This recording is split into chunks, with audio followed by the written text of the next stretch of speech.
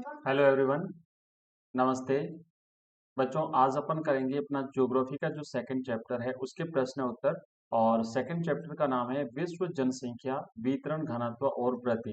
Class 12th की geography का जो चैप्टर है इसके प्रश्न उत्तर करेंगे। इसमें हमने जो इसके जो ऑब्जेक्टिव टाइप के जो प्रश्न थे वो पिछले वीडियो में कर लिए हैं। और अब अपन जो सेकंड क्वेश्चन है अपना, निम्नलिखित प्रश्न के उत्तर लगभग 30 शब्दों में दीजिए, यहाँ से करेंगे शुरुआत। तो देखो, पहला लिखा हुआ है कि जनसंख्या के वितरण को प्रभावित करने वाले 3 भौगोलिक कारकों का उल्लेख कीजिए। हमने जब नोट्स पढ़े थे तो उसमें ये देखा था कि जनसंख्या के वितरण को प्रभावित करने वाले जो अलग अलग कारक होते हैं, जैसे भौगोलिक कारक है, आर्थिक कारक है, और सामाजिक और सांस्कृतिक कारक है।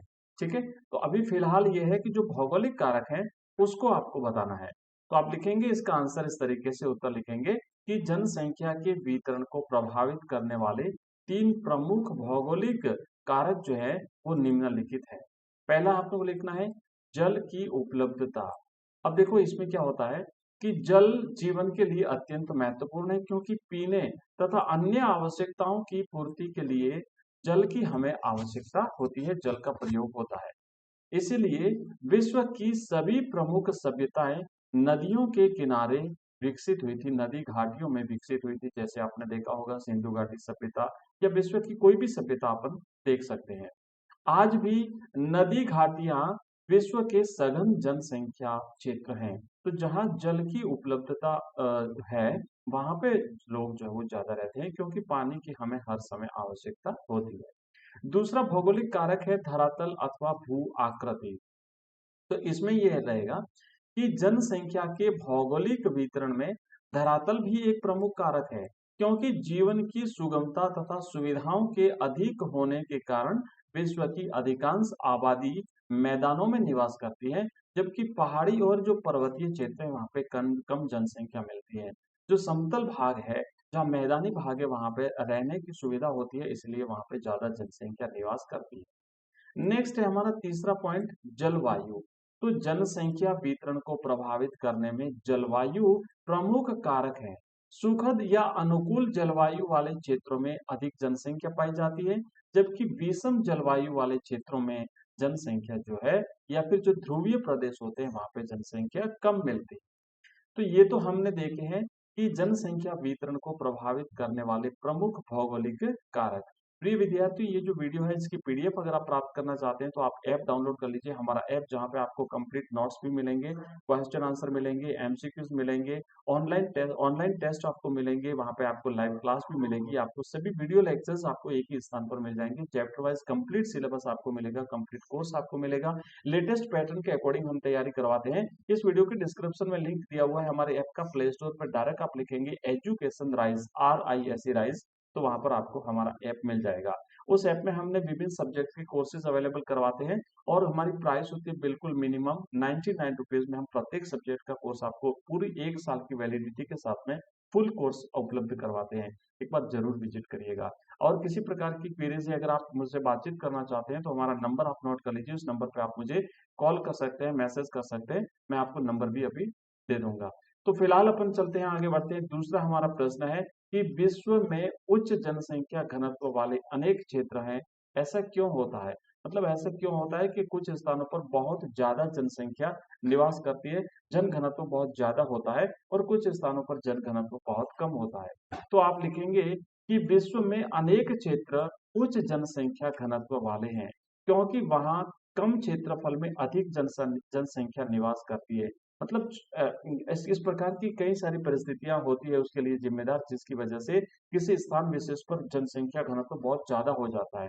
ऐसा इसलिए होता है क्योंकि वहां विभिन्न भौगोलिक और आर्थिक कारक, जैसे कि जल की उपलब्धता, जलवायु, धरातल, खनिज, औद्योगिकरण, परिवहन आदि जनसंख्या के बसने को प्रोत्साहित करते हैं। जीवन की सुगमता और सुविधाओं की मौजूदगी के कारण वहां जनसंख्या का बसाव सघन हो जाता है, यानी सघन जनसंख्या पाई जाती है। नेक्स्ट अगला प्रश्न है, जनसंख्या परिवर्तन के 3 घटक कौन कौन से हैं?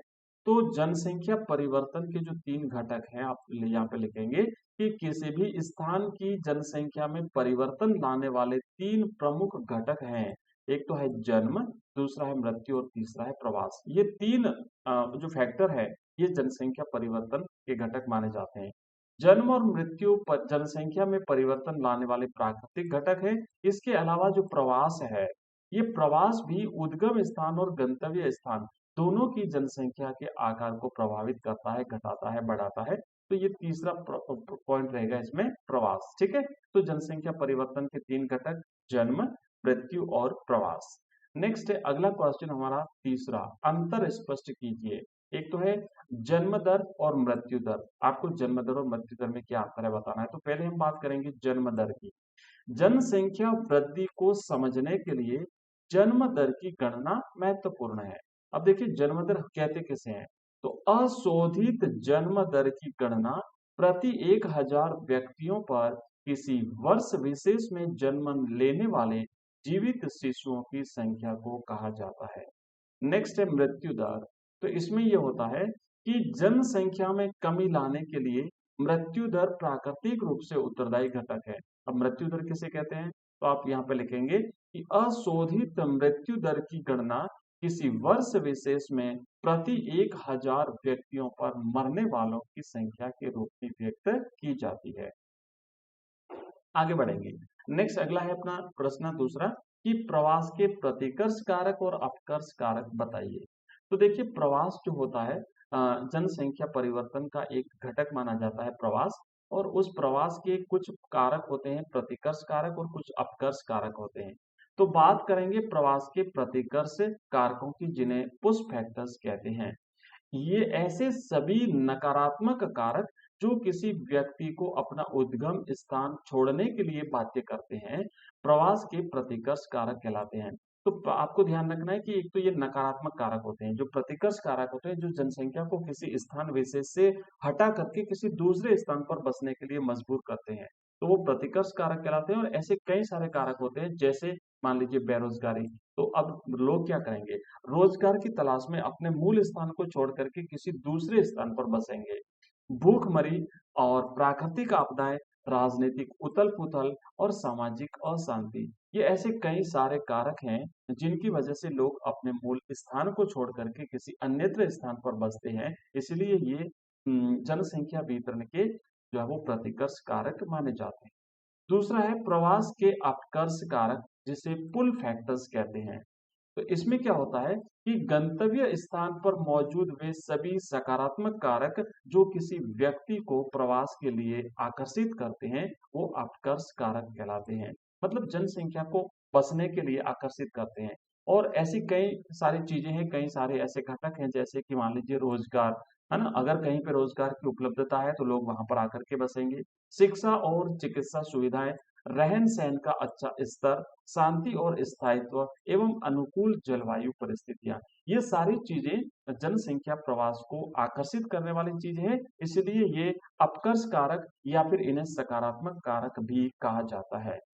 अगला क्वेश्चन है हमारा चौथा, निम्नलिखित प्रश्नों के उत्तर लगभग 150 शब्दों में दीजिए। तो बच्चों ये काफी बड़ा प्रश्न रहेगा, इसे अपन नेक्स्ट वीडियो में करेंगे और बहुत ही जल्दी नेक्स्ट वीडियो में अपन इस प्रश्न के साथ मिलते हैं। तब तक के लिए बाय। लेकिन जाने से पहले मैंने आपको बताया कि इसकी पीडीएफ आपको हमारे ऐप में मिलेगी। आप हमारा ऐप डाउनलोड कर लीजिए, एजुकेशन गाइज नाम से हमारा ऐप है, इस वीडियो के डिस्क्रिप्शन में लिंक दिया हुआ है। इसके अलावा मैंने आपसे कहा था मैं अपना नंबर दूंगा आपको, तो आप नंबर भी नोट कर लीजिए। मैं अपना नंबर दे देता हूँ, आप उस नंबर पे मुझे टेलीग्राम और व्हाट्सएप मैसेज कर सकते हैं। जैसे ही मुझे व्हाट्सएप मैसेज करेंगे तो हमारे व्हाट्सएप ग्रुप के जो हमारे जो 2 व्हाट्सएप ग्रुप बने हुए हैं उसके नंबर आपको मिलेंगे। उस व्हाट्सएप ग्रुप पर लिंक पर क्लिक करके आप हमारे व्हाट्सएप ग्रुप को भी ज्वाइन कर सकते हैं। साथ ही साथ हमारे टेलीग्राम चैनल को भी अगर आप ज्वाइन करना चाहें तो उसका भी लिंक आपको मिलेगा, तो उसे भी ज्वाइन कर सकते हैं। नंबर है हमारा 9079622989। एक बार फिर से रिपीट कर देता हूँ, 9079622989। इस नंबर पे आप मुझे मैसेज कर सकते हैं। मिलते हैं नेक्स्ट वीडियो में बहुत ही जल्दी, तब तक के लिए बाय। लेकिन जाते जाते क्लास को लाइक जरूर करिएगा और अपने मित्रों के साथ इस क्लास को शेयर करिए। और अगर आपने चैनल को अभी तक सब्सक्राइब नहीं किया है तो जरूर कर लीजिएगा। थैंक यू, बाय, धन्यवाद।